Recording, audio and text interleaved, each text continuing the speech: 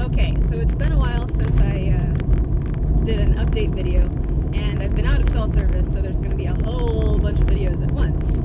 But anyway, I was driving to the meeting point, Watson Lake, and a little belatedly realized that I had a quarter, or I think it was a half, either a quarter, I think a quarter or half tank of gas. Yeah, doesn't really matter. Point is, I looked at the map and saw that, holy crap, it's gonna be a minute before I can get to the next gas station.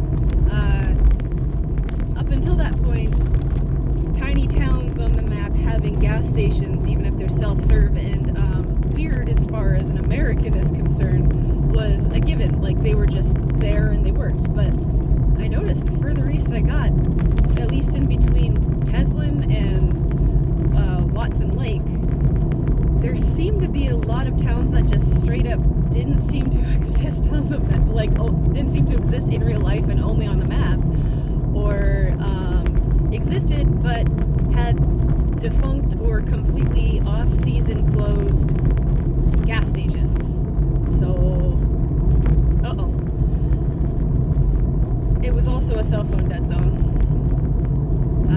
So while I was driving, I went into energy saver mode, started driving like my gas tank depended on it, and possibly my life, because, both of those could very well be true, and started planning in my head while I was listening to music. So I switched my music over, I turned the heating off, and I drove a lot unlike my normal driving style, so take that as you will, and it started creeping closer and closer to empty. It hit empty. It never dinged, though. That's the thing. Normally my car will ding when it gets, legitimately dangerously low empty. And I thought that was when I hit the red, but I guess not.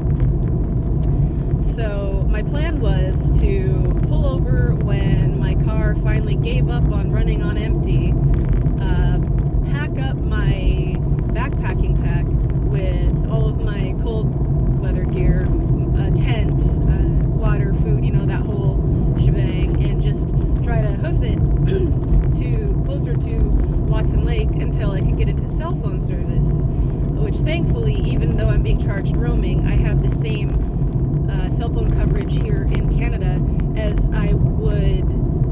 the Canadians do, I should say. So wherever there's a TELUS or the other tower, there's going to be service for me. So I was just starting to super mega ultra stress when suddenly I came into some very spotty cell reception. I was able to call my friend, who shall remain nameless, that I was going to meet in Watson Lake. This is the person I've traveled, at this point, something like, let me look, I'm pulling it up, almost 1,000 miles to meet, that, we became close on VR. Virtual reality, for those of you who don't know what VR is. Anyway, he went and grabbed a jerry can, filled it up with gas, started driving towards me, and then as soon as I had gotten done with this freaking phone call, I drive around the corner thinking I don't know how much longer I'm going to be able to do this, but I told him I'd drive toward him as much as I can, and lo and behold, there is a functional, mind you, gas station, one of those weird self-serve ones. I pull up to it, and I have to try 4 different times before I can get it to work. So I'm thinking, okay, this is just my luck. So it's totally just going to end up being okay, I guess I'm just going to wait here at this parking lot. And then finally, in almost like a comical scene in some kind of a movie type of thing, I was pulling on the gas hose and trying to get it to reach my car, because I, in my infinite wisdom, pulled up way too freaking far away. I got it to work, and it was halting at first, but I was able to fill my tank, so crisis averted.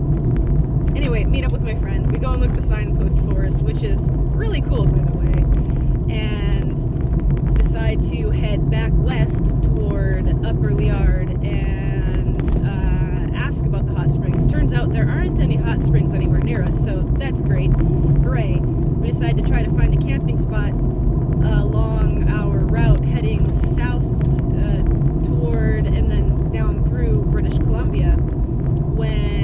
pulls over to scout out a spot, goes down the hill, and then I don't see him for a while. So, over the radios, because, we've got these wonderful radios, he says something like, "Oh, shit."